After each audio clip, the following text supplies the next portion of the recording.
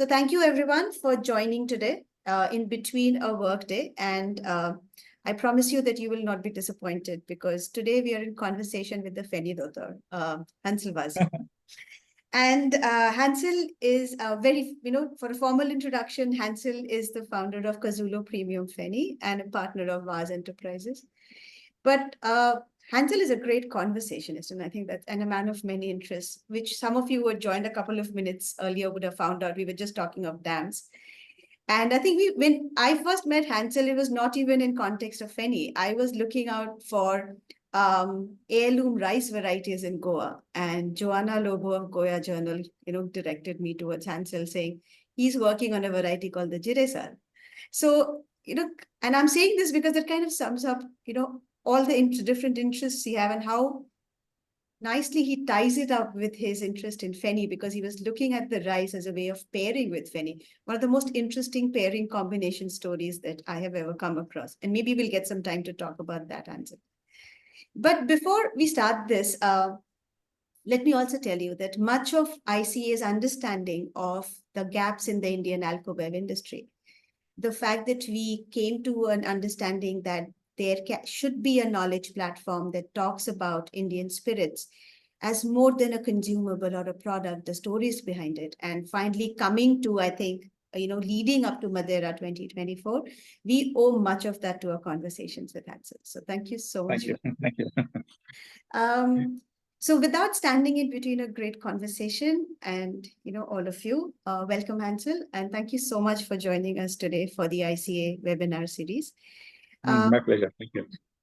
And, Hansel is a man on a mission to take Feni to the world. And I think it is a bit reductive to say that it is only about Feni, right? Because as you work on Feni, that work extends to Indian spirits at large, Indian heritage, alcohol at large. And some food as well. Absolutely. So we will talk about what's happening with Feni and the global and its global footsteps. But I'm a great believer that when you look ahead, this is looking ahead, this is planning forward. But I'm a great believer that as you look ahead, I think we need to look back a bit. We need to make sure we are rooted and feet firmly on the ground. So let me I would like to go back a bit into the history of Feni. And for most people, Feni's history begins with cashew. That's the understanding, by and large, the larger understanding about Feni. But Feni is more complex than that. The history is older than that. And there's nobody better than you to talk about it, Hansel. So, let's hear it from you to begin with. Yeah.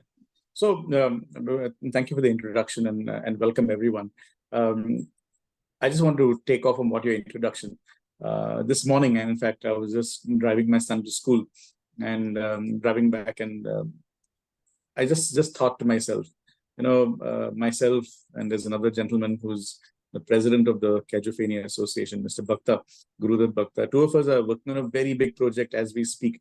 To be honest, your apprehension of messaging me a few minutes ago was right, because I had a very deep meeting with the government. I was very tired. I went for a snooze, Goa siesta, and I overslept. So I came rushed for this meeting. I almost woke up late, but that's what Goa is. And I was just telling Mr. Bhakta, I said, I just feel right now that we had two guys pushing a heavy rock up a hill.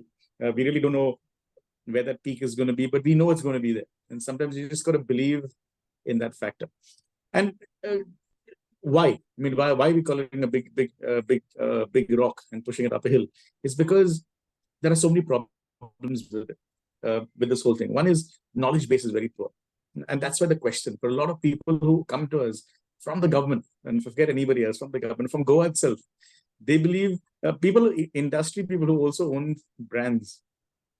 I was quite shocked. There's a person who owns a Feni brand recently saying that, why do we have something called coconut Feni?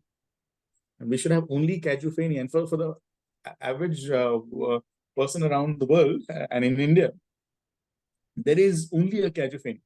And if you go back in history, you actually realize coconut Feni was actually playing a really hot hand. I mean, it was the Feni. 450 years ago when the Portuguese came, that was all that we drank. And it's only around the 1550s that the Kaju came into being. And I'm talking about the cashew plant. We really don't know when, because cashew is from South America. It's got nothing to do with India. Came from South America. We still don't know why. A lot of hypotheses is why it came down to India, but it came down to India somehow, and came to Goa. Around, I'm working with Anirudh Mukherjee on this, and Anirudh Mukherjee and I think came around 1555. And it's all corroborated based on what botanists of that time wrote. We reckon 1555. But the mentions of cashew feni come only in 1750s. So it's a relatively young, it's only 300 years old, and it's relatively young. Coconut feni is much bigger. But when you think about coconut feni, it's not just coconut feni.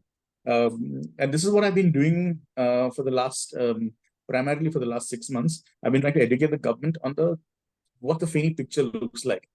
So we have pure fenis, which is coconut, which is toddy distilled into coconut feni. You have pure cashew juice distilled into cashew feni. And this is one of the most basic things that everyone sees. You go to any liquor store in Goa, you'll find a cashew feni and a coconut feni. That's what we sell. Then there's another interesting subcategory within the feni, which suddenly is called botanical fenis. And botanical fenis are fenis which are distilled like gins. So they'll take coconut feni as a base, they'll put a single botanical, distill it and get a flavored feni. And then you can have jeera, alen, dukshiri, ganjan, about 20 odd. And then the third one is called the conserva, which comes from the Portuguese word conserva, to conserve, and conserving was either done with salt or sugar. In this case, it was sugar. So it was like a liqueur style. So you made a feni, added botanical, distilled with the botanical, you got a flavored botanical feni. You added sugar, conserved it, and became liqueur. Now suddenly you're seeing a category of, you see feni not as a drink and as a category. And this becomes very difficult because you've got to explain it again and again to people in the officialdom. You've got to explain it to people. But it's actually working. We are now seeing kind of movement and an understanding, a greater understanding of the spirit, not just as a drink, but as a category. And I think this is where we're poised for something big. I mean, we're waiting for that time, like that tipping point, like mezcal, it kind of explodes. After mezcal and tequila, what next? I think it's indigenous spirits. And for indigenous spirits, we cannot just have one cashew feni, one coconut feni. We need to come with the whole armory of the category of feni. Yeah. So, I mean, see, I think that's why I wanted to open with this, because, this is such an interesting conversation. I've been lucky enough to be privy to that entire category of, the botanicals in feni, and I'm extremely privileged for that. But I think also because this history is interesting, because as cashew feni comes in, and along with that, there is a colonial history there. That is what much of it makes the Indian, indie spirit space very murky in terms of regulation. But we've come a long way. So cashew feni is the first in, heritage liquor to have received the GI tag. Now, look, it is a step in the right direction. We all believe in terms of establishing that it is more than just a vice industry, that there is a story behind it, there's a legacy that it carries. But according to you, what would you like to see as a way forward? I mean, beyond GI, what would you like to see for feni to be done? So a lot of things actually. I mean, so GI is just one of those steps, So we've kind of categorized a lot of things. So GI was we preempted and jumped, and we thought, okay, GI will give us recognition in India. We realized it does not give you recognition in India. Now, first of all, the GI stall in Goa airport says no, we cannot promote alcohol. Suddenly you have GI, then you cannot put your feni there. People thought there'll be windfall when you get GI from profits. I mean, why will a customer pay extra for it? So I was in a firm believer that we have to now systematically build those rungs in the ladder. The first rung was we need to put feni in FDA. So if Mahua wants to get in on par with feni, they have to go to the FDA first, because Mahua and all other Indian spirits are considered other spirits. So they've defined the standards for whiskey, for vodka, for gin. We had to get them to amend and put feni inside. So that's one of the big steps all indigenous spirits will have to do. We have to give them standards for what it is, and we have to create standards, make it acceptable. So now Food and Drugs can test a feni and say, okay, this is according to the benchmark standards or no. That's the first thing. Once we did that, we then had to get a feni policy, and that's critical. Mahua will have to get a Mahua policy specific for spirits, because as you understand, it's a big bad jungle when it comes to Indian IMFL, when it comes to foreign liquor, these are all controlled by big guys. They'll elbow you out, they'll shoulder you around. I mean, you'll never be able to kick the ball at all. So we needed a policy regarding that. And when it comes to policy, you need to be eloquent. You have to be articulate. You have to be sharp, and you have to be willing to do the work. I think that's the big thing. Luckily for me, I mean, sometimes I told you as if it's Mr. Bhakta and I who've done the heavy lifting all this while, where we're actually doing all this, and it's been quite a long journey. But we've managed to get the government to understand a lot of things that we want, putting things into perspective, making things watertight. We're now creating a GI policy, and that's the last bit. Okay. Because when you get a GI for a particular product, it's like you're getting a GI for champagne. It'll only become a GI. You can only make champagne if you follow method champenoise, and that's exactly what we need to follow. Okay, Feni has a GI, but is Feni made according to standards? And incredibly, I was at the Department of Science and Technology this afternoon, and we were talking to them, and they said we were asking for an amendment because the original process that we gave for Caju Feni was so stringent and so traditional, and it was so traditional that we realized nobody can make it that way. Simply because we asked for clay condensers, and clay condensers are made by a particular craftsman. Those craftsmen don't exist anymore. And so we realized we couldn't make GI Feni because the craftsman didn't exist. And what does everyone else use? They use a copper coil. So now what we've done, we said, you can still make it with we might find a craftsman one day making a clay condenser. So you can do that, but we can also do it with a copper coil. So you have to make an amendment in the GI. We've created the last part, which is most important. You need to have an authenticating board. And so we have the competency assessment board, which is going to authenticate that this particular Feni is made in the traditional process. How many traceability, how many liters are produced. So we have very complex laws when it comes to producing Feni because we follow country liquor laws in Goa. And these are country liquor laws specific to Goa. So we at the moment, and it's nobody expected it, but the association itself agreed that we need to have traceability from the zone right up to your glass. And I think that's big. I don't think so anybody would want to do that. No, we decided to do that. And we got everybody on board. The producers on board. Yeah, we've got the producers on board, we've got the government on board, and everyone's agreed. And in fact, that race will be the first GI spirit in the country. Out of respect, I've allowed Mr. Bhakta to take that win the race because he's been in the journey much longer than me. No, I think this is great. We've been talking with you for a while about what's coming and the policy space of Feni. And as we spoke, I really want to save more of it for Madeira 2024 to look at the policy space. And I think it's a great work in terms of what that means for Indian spirit as a whole, for India, for the Indian heritage liquor industry at large. But as you said, this. Sorry, go ahead. No, I think every category needs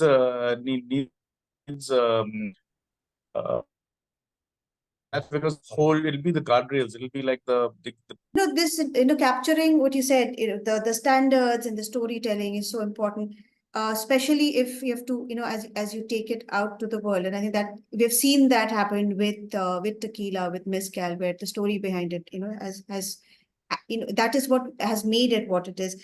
But Hansel, now, I mean, globally, if I have to take a trip around, where all can I see Kazulo now?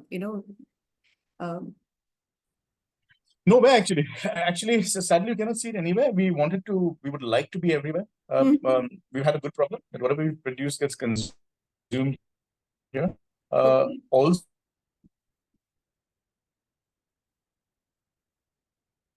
because some people have said, Hansel, come on, just get your ass together and move your product out the market. Maybe my priority is right now to set the house in order. Because tomorrow when I export, I cannot say tomorrow I don't have a product. We are at the cusp of getting the GI. What people don't understand out there is this thing. I mean, I could just get an agent.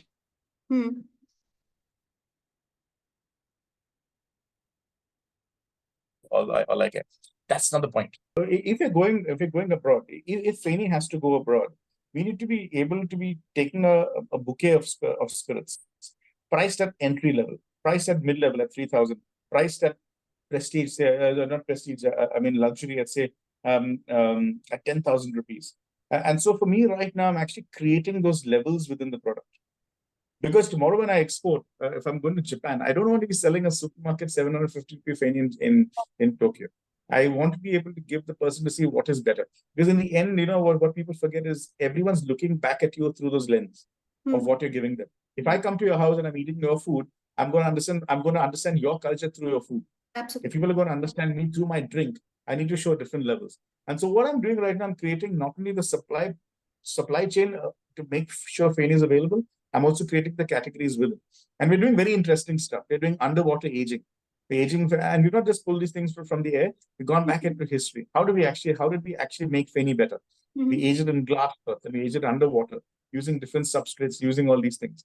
That's where Feni is going to be good. Oh, that's great. I mean, so as you said, putting the house in order before you actually take it out. So, finally, before I would really like to open it up for questions. And if anybody, just before we go to the last question, if anybody wants to ask Hansel something, there will be time at the end, but you can also put it in the chat and we will take it up towards the end of this conversation. But finally, Hansel, before we open it up to the listeners, 3 wishes that you would like to come true when it, not just to Feni, but as I said, your work on Feni does affect by extension the entire Indian heritage liquor space. So 3 wishes that you would like to come true. 3 wishes, okay. Difficult. I mean, I would like to be Feni to be held by the Prime Minister. I want him to hold a Feni bottle. That's the first wish. Okay. Yeah. No, but I'm actually true. I really want that. I'm actually, when I get my GI Feni, I'm going to get my MP to fly me down, fly us to Delhi, and then, I mean, I'll fly, but I'm saying I want him to get the PMO and get the Prime Minister to hold the bottle. And then that's what I've said. I've set myself on that. So that's the first wish I want. The second wish I want is that it should be in every duty free in the country selling as an Indian product, which is very difficult at the moment. Because Indian duty frees do not let it happen. It'll be a miracle if we can do that. And the third thing is, I want to see that one place I really wanted. I wanted to be in Tokyo more than any other country. I wanted to be in Tokyo. I wanted to be with a particular guy in Japan. He's been a Kayama-san from Benfidik. Been a great motivator for me. And the people in Japan, they've been really big supporters of what I'm doing. It's very interesting. People in Japan have been appreciating the work I'm doing much more than any other country, much more than people in India know about what I'm doing. So I'd really like it to be there first. Yeah. Great. Anybody who wants to join Hansel in that photograph as the PM holds the bottle of Kazulo, do drop us a line. But let me open it up for a few questions from the listeners. As I said, you can unmute yourself or you can put it in the chat box.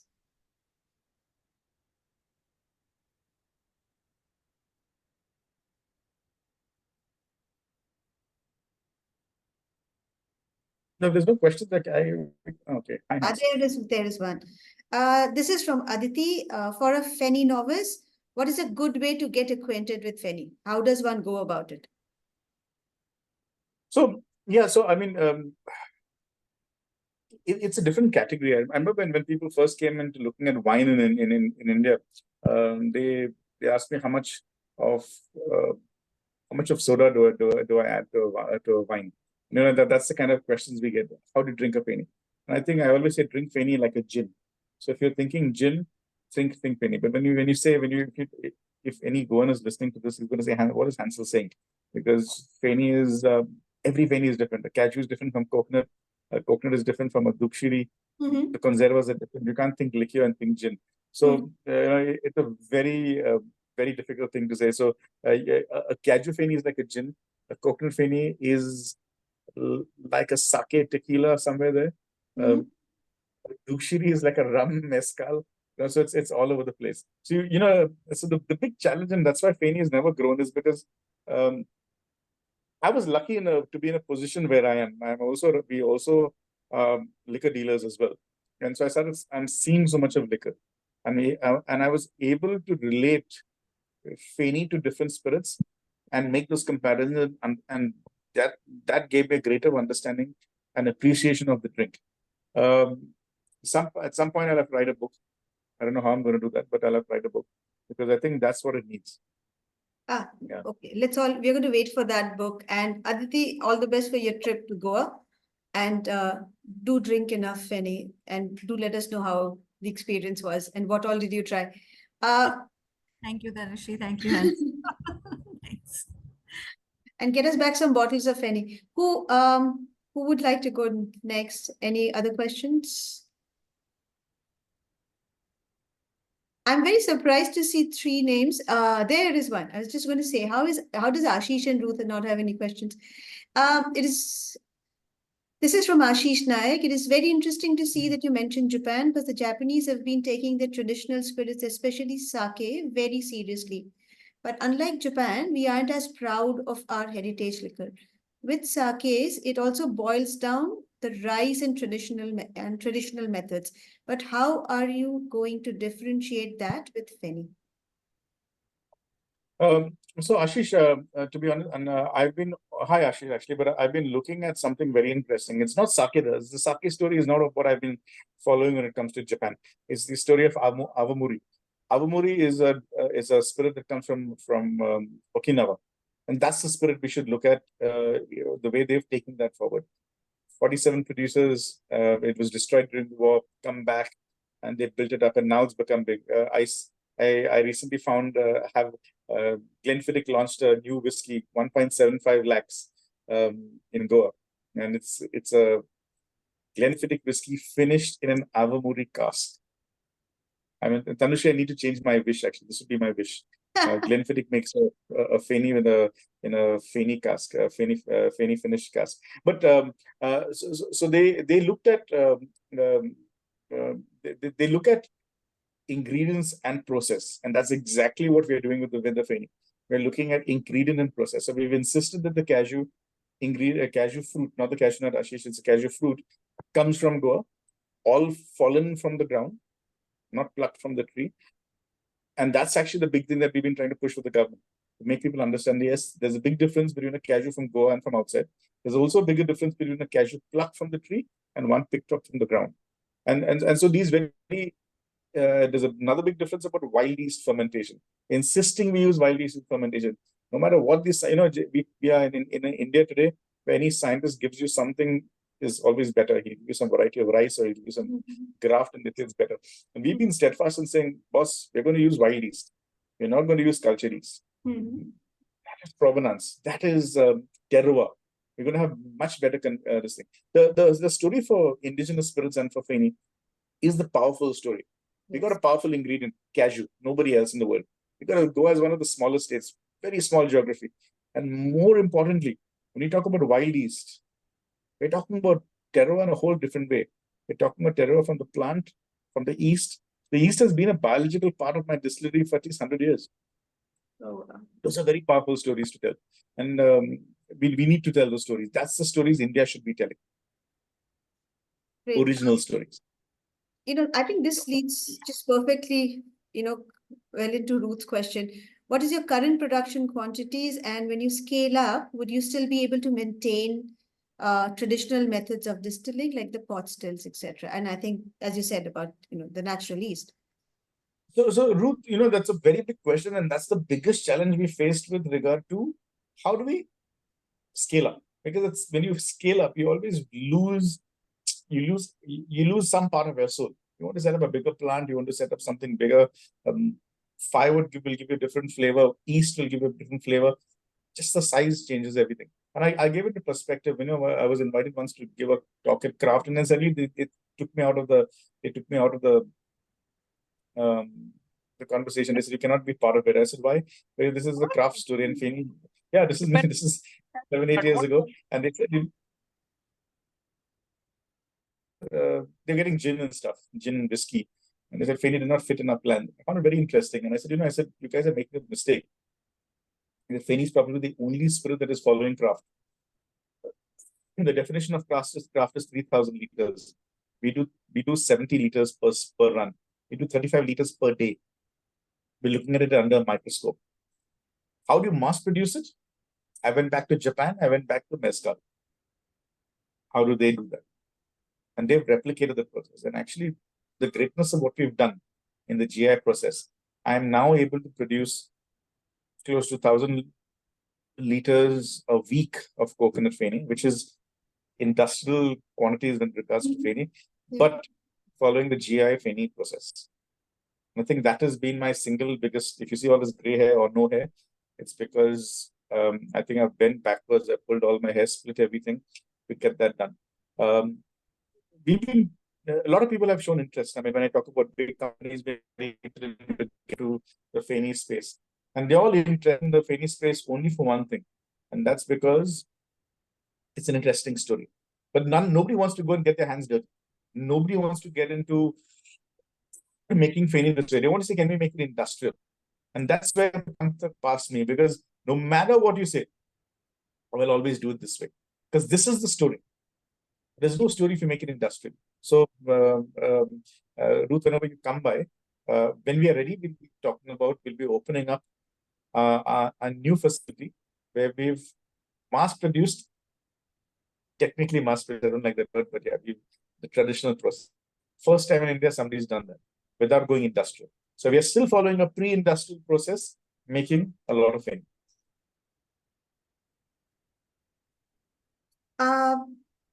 Tanushree Bose Harrison has two questions. And the first one, Tanushree, I saw that you joined us a little later.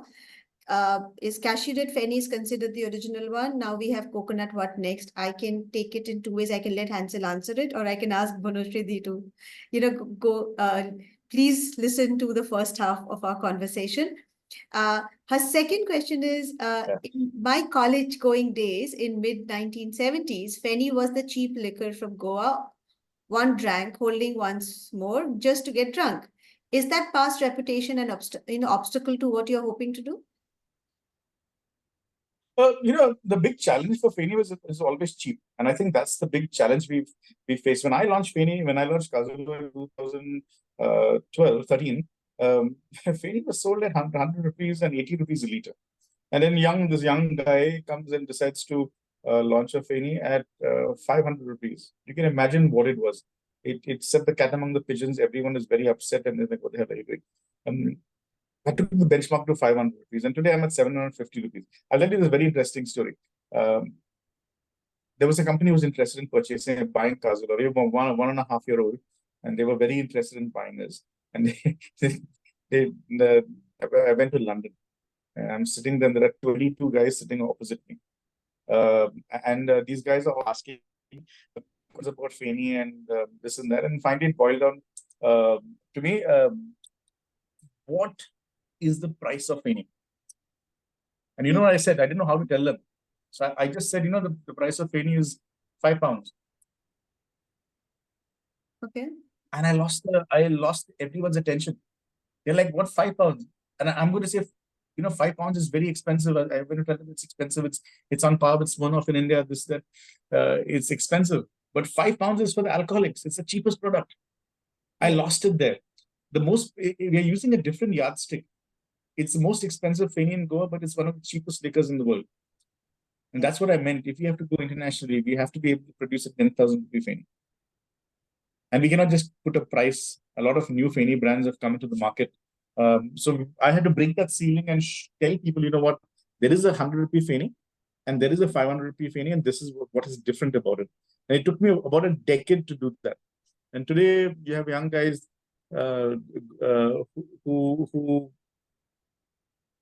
who have just gone and put MRPs on bottles. Make it 1,500, 1,650, 2,000 rupees without actually telling. And that's the big problem, because if you cannot differentiate in liquid or in story, yes, it's going to fall flat. The biggest problem for Indian products anywhere around the world is we've not been able to stand scrutiny internationally. And that's because we've not been able to create products of that standard. India can be biased and India can be swayed by TV program appearances or articles and stuff. Internationally, they don't. They're a lot more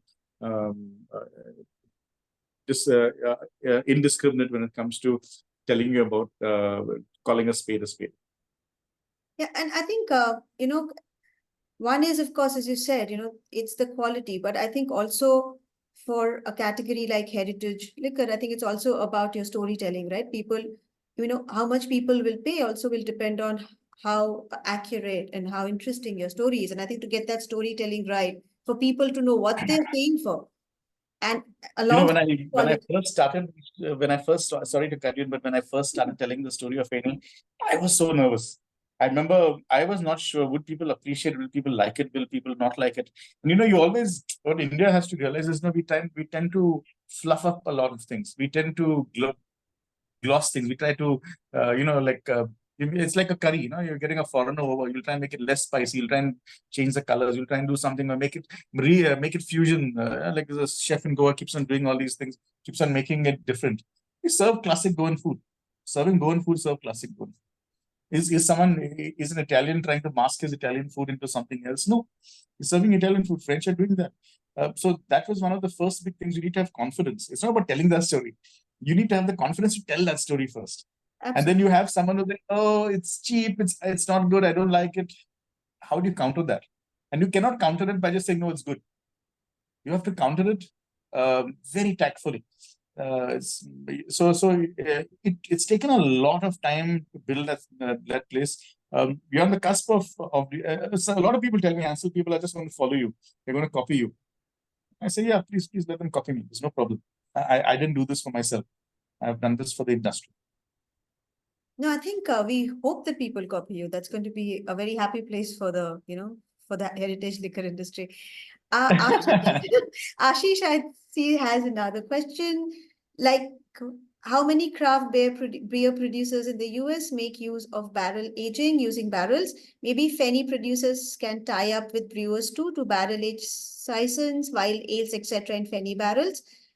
It's still in a very nascent stage in India, but I think using Feni barrels on the world stage would be a great way forward. What do you think? Good, Ashish. Good point. In fact, the big challenge I face, question is, sometimes I wonder, why has nobody asked for a Feni barrel? Why has nobody asked me for anything? Most people are ashamed of indigenous spirits, and it starts with bartenders. There's only one bartender who actually who was proud about Feni, and that was Carl Fernandez. Nobody else. Everybody else, rather be talking about rum, or talking about a tequila or a mezcal or a whiskey, they do that. And it's interesting that no Indian bartender actually proudly endorses an Indian brand, from Paul John to Amrut to nobody. They'll do every other spirit except Indian spirits. Same way, craft producers also have never really come. Just one guy actually. Nobody's really tried to understand the Feni industry and bridge it. In fact, I recently went to a whiskey producer. They were very kind and they're giving me a couple of barrels, and most people also, their understanding is very poor. So they all think Caju Feni. And I think that people are picking up the wrong Feni for any kind of experiments. And I think the experiments that we should be working with is coconut and the derivatives of coconut. We've got 23 different expressions of coconut. And that's the place we should be looking at to experiment. Yeah. Any more questions that we have? We have overshot time, which was expected, but any more questions? You can also unmute or raise your hand and ask the question.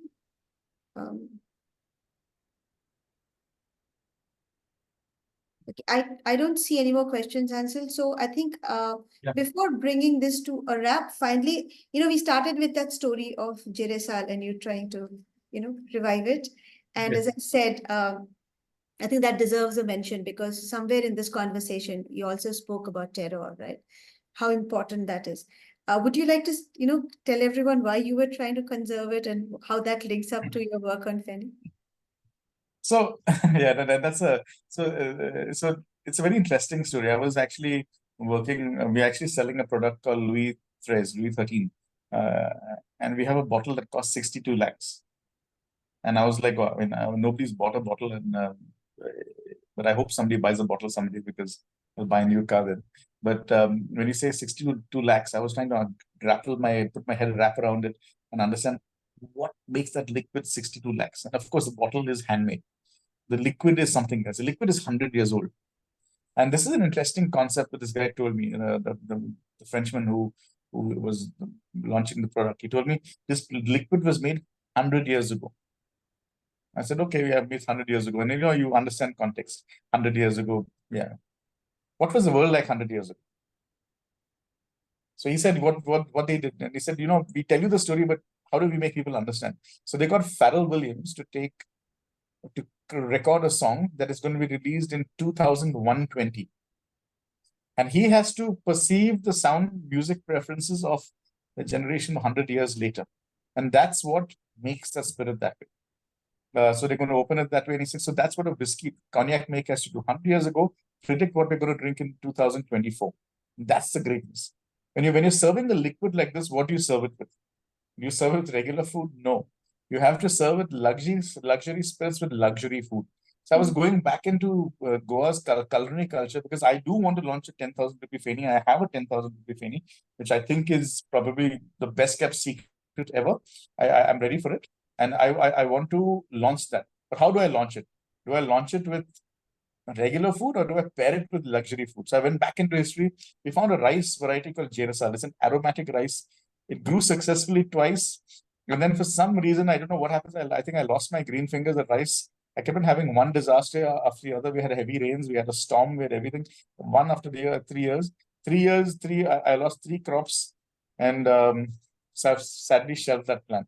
But I'm working on another plan. I don't give up very easily. I'm actually working with sausages, Goa choris. Got with the producer, just like how they do Hamana Bereko. I'm also working on a project. How do we make Goan sausages with the Goa pig?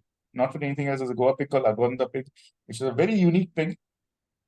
Making sausages with that. And you must realize Feni and sausages are also tied to the hip because the ingredients are very similar.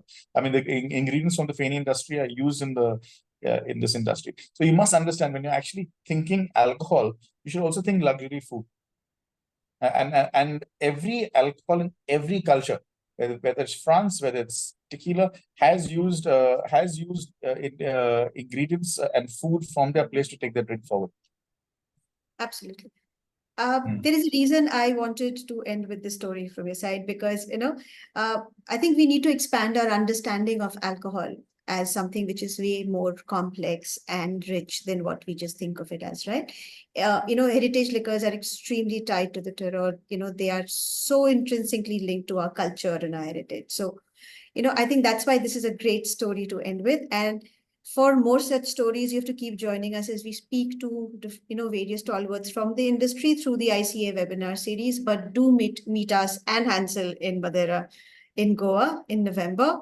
I think that's what the platform is for. We'll keep having great conversations and we'll keep learning from people who have such keen interest and such. I don't think I can call it any other way than you have such an emotional investment, in Feni and heritage liquors to take it places where you want to. I wish all your 5 wishes by now, Hansel. I hope all your 5 wishes for the Feni industry comes true, including the Prime Minister holding the bottle. And thank you everyone for joining us today. This made my week afternoon a lot more interesting. And see you soon for the next conversation. Thank you, Hansel. Yeah, pleasure. Thank you so much. Thank you.